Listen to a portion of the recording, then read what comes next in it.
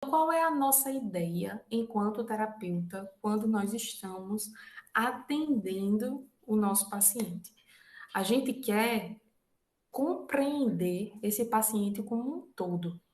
Como assim? Ele chega com uma demanda inicial e essa demanda inicial nem sempre é o principal problema que ele traz ou que ele está vivenciando, né? Porque muitas vezes o paciente, quando ele chega por demanda espontânea, ou quando a própria família é quem indica, né, que sugere a terapia, é quando estourou algum problema ou quando há algo mais agudo acontecendo.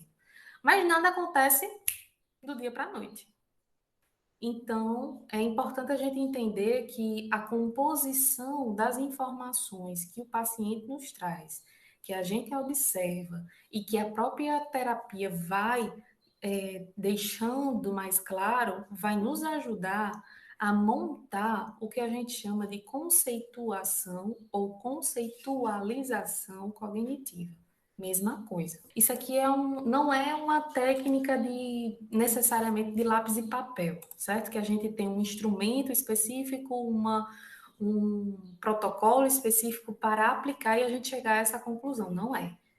A conceitualização ou conceituação cognitiva é essa técnica que refere-se a essa compreensão total do caso do paciente. Como assim, professora? Absolutamente tudo. História familiar, a história dele na infância, se teve alguma internação psiquiátrica, problemas de saúde de maneira geral, os relacionamentos amorosos, afetivos, a questão relacionada a trabalhar com outras pessoas em equipe, nos próprios trabalhos e assim por diante. Então, o que que acontece, né, quando a gente está nesse processo, né, das primeiras sessões? Deixa eu só descer aqui. A primeira sessão, na minha opinião, é algo que a gente, enquanto terapeuta, a gente tem que observar muitas coisas. E aí, às vezes, o que nos prende a atenção é ficar anotando no papel aquilo que o paciente está dizendo. Só que o paciente ele está dizendo muito mais do que palavras. Ele traz informações do seu comportamento, no seu discurso, nas suas emoções, na maneira que ele se gesticula, no tom de voz, na sua higiene, aparência física, se ele compreende a nossa pergunta, se ele compreende comandos, se ele. Enfim, todas essas informações na primeira sessão é muito, muito relevante, muito importante, e nas seguintes também. Então, a gente, enquanto terapeuta, a gente precisa ir tomando nota, anotando essas questões e aí linkando algumas informações para a gente fazer sentido nessa evolução aí do paciente. Porque, como vocês sabem, o paciente não chega para a gente gritando, pelo menos não a maioria, as crenças que ele tem. Então, são com essas informações que a gente vai montando um quebra-cabeça, para que a gente possa alcançar essa compreensão, esse entendimento do que o paciente tem ou é. Então, como eu falei, não necessariamente vai ser um protocolo, vai ser um instrumento, são informações que você vai estar coletando ao longo de todo o processo. E isso vai facilitar toda a nossa proposta e vai nortear, na verdade, não é somente facilitar, vai nortear a nossa proposta de intervenção. Então, se a gente compreende que aquele paciente, ele tem uma visão de mundo negativo, uma visão de que as pessoas são egoístas, que são narcisistas, que as pessoas não são confiáveis, que ele se vê como uma pessoa insuficiente, como uma pessoa burra, como uma pessoa, seja lá como for, é compreendendo isso que a gente vai fazer as intervenções adequadas e até na maneira que a gente faz as perguntas, tá? Então, quando a gente fala em conceitualização cognitiva, a aplicação correta desse recurso pressupõe, além desse domínio, dessa percepção de todos esses elementos que eu falei para vocês, e também uma base sólida de conhecimento, de pressupostos, de teoria, de tudo isso que a gente está falando. Então, Só aqui, nesse slide aqui, só para mostrar para vocês, aqui é mais ou menos o que eu acabei de dizer, tá? Que à medida que a gente vai coletando essas informações, que a gente vai conhecendo ainda mais o nosso paciente, a sua história e etc., a gente vai fazendo algumas conjecturas ou levantando algumas hipóteses, tá? De maneira que, à medida que o caso, as sessões, né, as semanas vão caminhando, a gente pode rejeitar ou pode confirmar algumas hipóteses, tá? Então, a maneira como a gente vai fazendo enquanto terapeuta, essa conceitualização, ela pode variar de profissional para profissional. Não tem como eu falei, uma estrutura, como um protocolo, não tem. Mas contanto que a gente possa estar fazendo a coleta dessas informações de maneira geral, certo? E aí eu acho que o ponto principal para a gente entender que a gente está no caminho certo é quando a gente mostra para o nosso paciente, porque a gente pode mostrar para ele, inclusive isso aqui, ó. Cadê? Deixa eu diminuir aqui, pronto. Isso aqui é a representação de uma possibilidade de como a gente pode realizar uma conceitualização. Como assim? Né?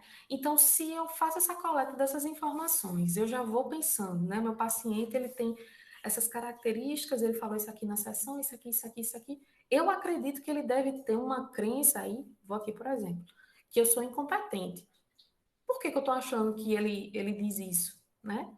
Porque, vamos supor, deixa eu só descer aqui um pouquinho, que teve uma seguinte situação, que foi a leitura de um novo texto. Ele estava me contando que começou a ler um livro e começou a ler um texto específico e começou a me dizer assim, não, Jaiana, não estou conseguindo ler o texto porque tudo é muito difícil, eu sou burro demais, eu nunca vou entender isso, eu nunca vou me sair bem se eu realmente for psicólogo da clínica. Então, a gente já vai percebendo que subjacente, ou como plano de fundo aí desse paciente, existe essas crenças de incapacidade, de incompetência. Ele está dizendo que ele é burro, até essa própria questão de ser burro pode ser considerada uma crença central também.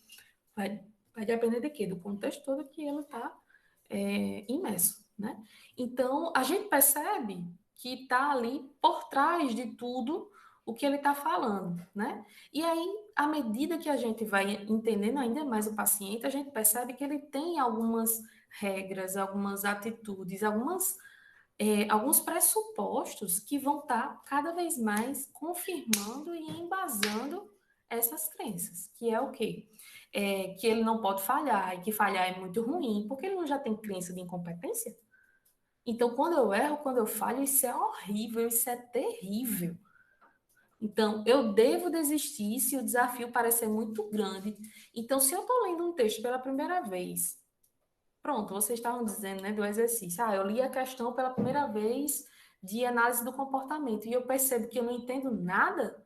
Meu Deus, então vou deixar isso para lá. Porque eu tenho essa crença central que está o tempo todo gritando assim, ó.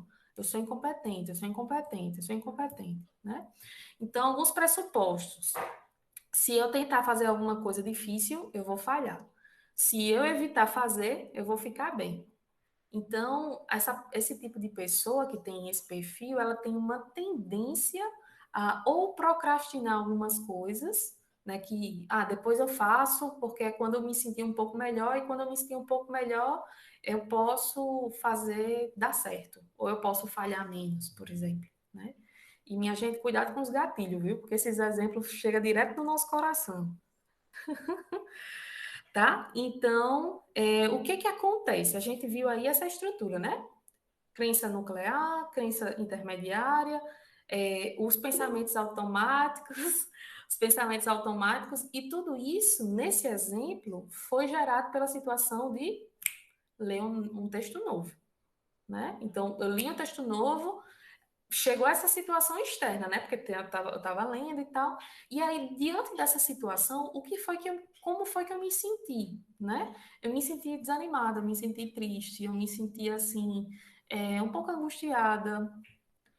O que que o meu corpo começou a manifestar? Por exemplo, cada um é de um jeito, né? Uma tensão aqui nos ombros, um peso no corpo, ou então uma fadiga tão grande que aí o meu comportamento, por exemplo, vai ser deitar. Eu vou deixar isso aqui para depois, porque quando eu dormir assim umas 3 horinhas, que é um cochilo, né? 3 horas é um cochilo. Quando eu dormir umas 3 horas, eu vou acordar melhor e vou fazer, né? Então, essa organização que vocês estão vendo, é o que a gente pode chamar de diagrama de conceitualização cognitiva. Deixa eu escrever aqui. É só uma organização, certo?